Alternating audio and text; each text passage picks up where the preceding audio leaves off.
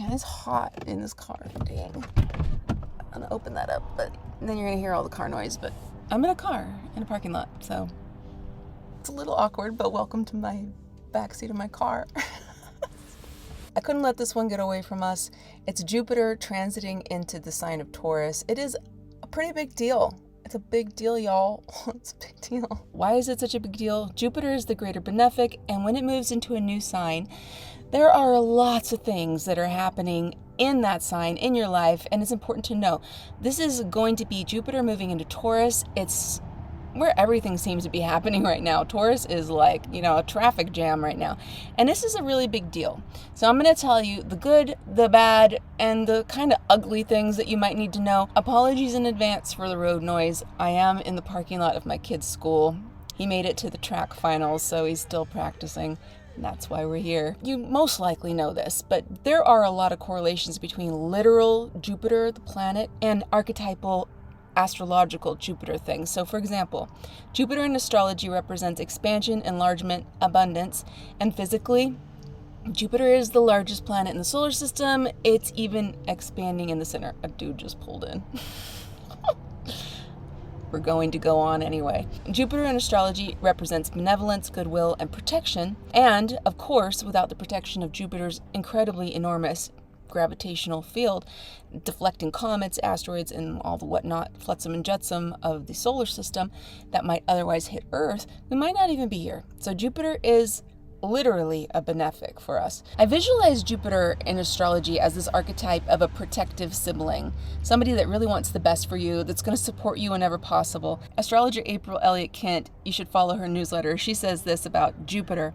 He tends to be presented in astrology as a kind of celestial mix of Santa Claus and the Tooth Fairy. This is not supported by my observations and experience. Same. Happy and generous, yes, but he's like that big, jolly, uninhibited friend who got you into trouble in high school, and the relentlessly optimistic friend in adulthood who takes you shopping, talks you into buying something you can't really afford, and tempts you with a big, gooey dessert after lunch. Kind of too much of a good thing. Enjoy Jupiter as always in Taurus, especially because it's a real stop and smell the roses transit. Just keep him in check, that's all I'm saying. This is along the same lines of what I think about Jupiter. Sometimes a well-meaning sibling can overstep, maybe be a bit too much, overexpand things or exaggerate situations, all in good will, wanting to do well. Every rose has its thorn, so to speak, but Jupiter's typically more rose than thorn. All right, the first thing I have here for you. Jupiter moving signs is significant because there'll be a new area of your life that's opening up to expansion, aspiration, growth, improvement. Jupiter takes 12 years to move through all 12 signs of the zodiac, but sometimes it goes back and forth in a year. So it's not like fully in the sign for the full year. So this last one, Aries, it dipped back into Pisces for a period of time. But this particular one of Jupiter going into Taurus, it's going to be entering Taurus May 16th, 2023, and it's going to be staying there until May 25th, 2024, which means it's not retrograding out. It's a pure year of Jupiter in Taurus. It's not going to be broken up. So that's interesting. In order to make the most of this personally for you, it's really wise to understand what whole sign house you have with Taurus, because that's an area in your life where there's going to be some big energy, some expansive activities. It's already a big energy opening right now because there's a lot of planets there. So it's wise to know where you have Taurus. To simplify things here, Taurus is the energy of building, sustaining, and being stable. So this is an area of your life which represents your need to be resourceful and productive, but Jupiter is a search for meaning and truth and ethical values. So what part of your life is getting this optimistic enthusiasm, growth, understanding, some wisdom, experience? In the description below, I'll link to a PDF that you can look at. It's the description wheel of the astrological houses from Demetra George. The second thing, I feel like a lot of people are it seems to me that a lot of the astrological dialogue is about things slowing down with Jupiter into Taurus and how great it's going to be, that things are going to slow down. But I don't feel that that's the case. I think don't expect things to slow down right away or even at all, because Taurus is known for being a slowing down place. But with this massive energy of the planets in Taurus right now, with Uranus being there the whole time that Jupiter's in Taurus, we might get a totally different type of Jupiter and Taurus feeling than it was. So we might get a totally different Jupiter and Taurus feeling than we got 12 years ago when it was last in Taurus, maybe in 2011. Uranus being in Taurus is this master destabilization aspect. It's this master destabilizer. And it's in the sign that really appreciates stability most of all. Taurus wants things to be stable. But Uranus there, and Jupiter expanding things, let's think about that. That could be tricky. But Jupiter's innate ability to expand. This could expand elements of the Taurus sector in your life. And not to be a downer, but this is the potential for a broader picture. We may see more inflation in our economy, a shift in the market, breaking of the housing bubble, some more news about financial systems, breaking up, breaking down, or things having to do with the material environment, things happening in the actual physical world. That might be shaking things up in a bigger way. So Taurus represents all of those things, so something could be happening in that realm. Number 3, the third thing that I have on my list here is that Pluto enters Taurus and it hits a square right away with Pluto. So I wrote down, ouch, he hit me. So Pluto squaring Jupiter is, it's a frictional experience.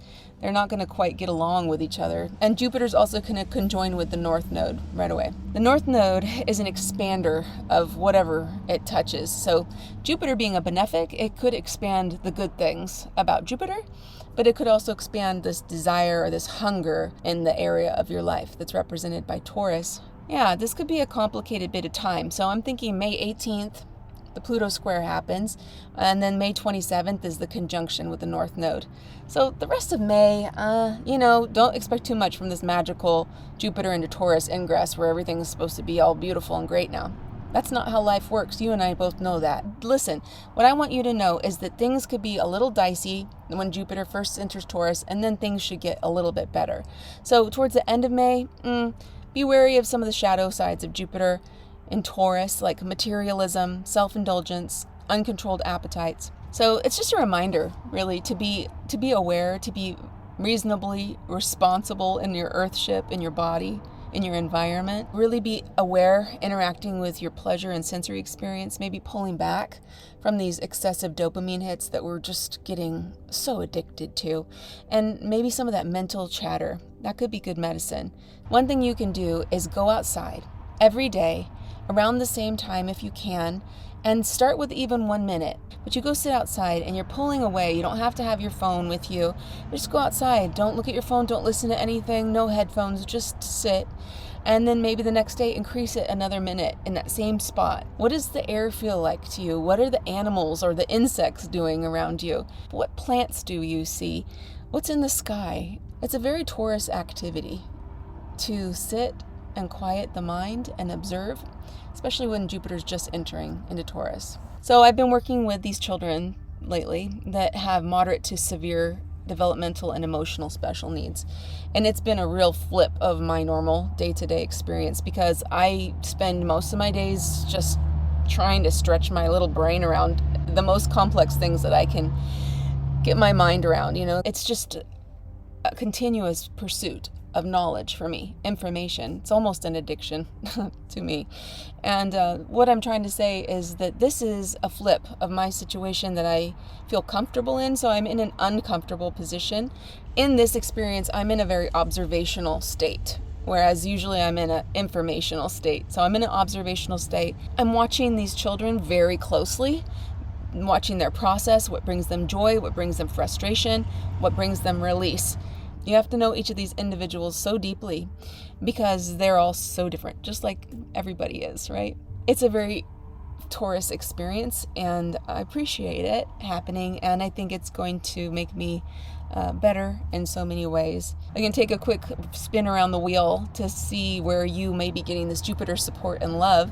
So if you're Taurus rising, wow, you've had a lot going on in your life since 2018, I bet, haven't you? So this is going to be more of an expansion of your personal and self-awareness. Jupiter in the first house is a really good thing usually. It expands the way you express yourself, expands your understanding, your wisdom. It's a nice thing to have Jupiter in your first house. Gemini rising, you have Jupiter in the 12th house in Taurus. This is a great time for opportunities that you can transcend some of your old modes of behavior.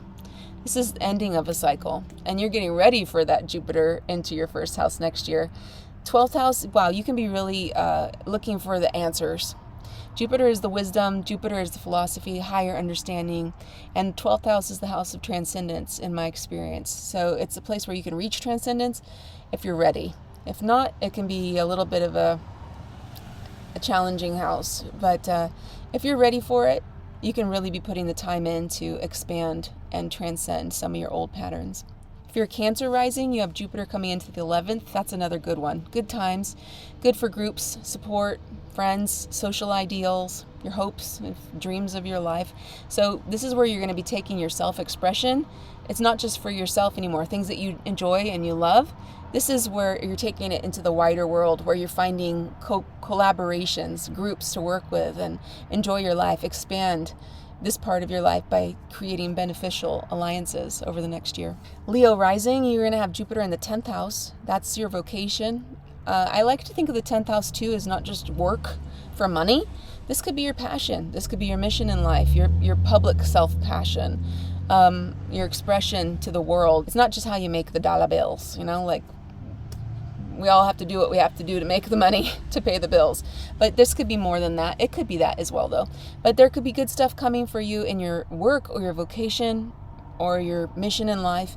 This could be an increase in your reputation as well, or a promotion for your work. Virgo rising, you're getting Jupiter into your 9th house. You're going to get some major expansion of your mind. Jupiter prefers the 9th house. That's the house of its joy in Hellenistic astrology, and that's where you're getting an infusion of this abundance. That's going to be interacting with the unfamiliar. That's what the 9th house is all about. Wider world ideas, religion, philosophy, travel, but broad ideas, broad viewpoints, not dogmatic religion, but expansive, a spirituality, even astrology, it's all in there. And also it's really the house of publishing. So if you're a Virgo rising, you've been working on something you want to publish, this might be the time for you. Libra rising, you're getting Jupiter into the 8th house. The gifts that you're getting from Jupiter, the abundance for Libra rising, could be materially beneficial for you, especially if it's coming from a shared resource or you're getting a benefit from someone else. This could be a tax rebate or a windfall of some sort. It could be inheritance or something like that. But you could also just be going through a deep time of merging with others, another, and understanding your own intimate unions, and also understanding your needs within a partnership and how to support and how you get support from another person. The 8th house is really interesting. It has some depth to it that doesn't get talked about much, but it's really cool house, says the Scorpio rising. Speaking of Scorpio rising, you're getting Jupiter into your 7th house. This is an infusion of relational abundance, good things for relationships, one-on-one relationships. This is some hope, some positive formation, and of course relationships. I'm talking about one-on-one relationships, so it could be partnership in love, romance, or it could be partnership in business.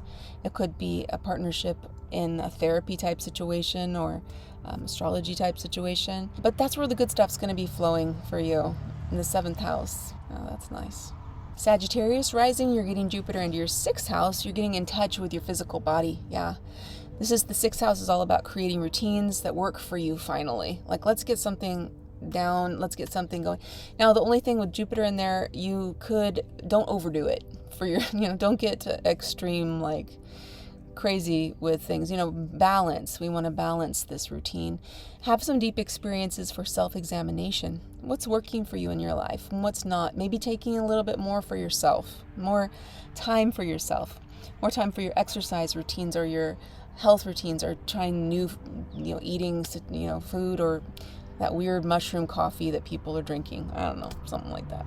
Capricorn rising, you're getting Jupiter into the 5th house, and this is great. I love the 5th house for self-creation, self-expression. That's the house of joy. It's a really nice house, the 5th, because it's all about what just makes you and happy. So the 1st house, right, is who you are, who you present, whatever. But the 5th house is how do you enjoy being you. So Jupiter in the 5th, you can get in touch with some joy that's in your heart, You know, it has to do with children, love affairs, you know, just having fun. Do things that you like, take some risks, enjoy yourself. And that's nice. That's a nice year for you, Capricorn rising. Aquarius rising, you're getting Jupiter into the 4th house. So this is an infusion of optimism around your home, your family, your private life, deep psychological foundations. So this could be some good news about real estate, or maybe you have just some more optimism and faith in your family situations, feeling better about some past trauma and getting through that, feeling a little more optimistic there. Pisces rising, you're getting Jupiter into your 3rd house. The 3rd house, this is an infusion of the relation, how you relate to the known world. So whereas the 9th is interacting with the unknown things that are from outside of your understanding, 3rd house is just the opposite. So this is what you kind of already know. It's your neighborhood, it's your extended family, it's your sangha, right? It's your friends that are like family. Cousins, extended family too, literally. So Jupiter there, this is really good for communication, for mental activities. Pisces rising, you also have Saturn traveling through your 1st house, right? So this is a good time to be putting those two things together. Start compartmentalizing what you want to say or who you want to be, and communicate who that person is, or communicate your ideas very clearly, Pisces rising. Hey, Aries rising. You're not used to being last, are you? Jupiter in the 2nd house. Jupiter for you is in a really good spot as well. Jupiter going into your 2nd house. This is your personal finances, your money, your values. It could be really good for your finances, your personal resources. They could be getting a boost. Even your values, how you feel about yourself. Putting a little more into taking care of what goes into your body as well. The 2nd house in Taurus, putting a little more effort into what you're doing for yourself and into your possessions, your money, stuff like that. The world is crazy right now. We're all doing what we need to do, but hopefully with Jupiter going into Taurus, it'll be an infusion of some really good things, some benefic things, and more roses than thorns. If you've made it to the end of this video with all these car noises and everything, then you're true blue. I like you just the way you are, and I hope you have a wonderful week. I will talk to you next time.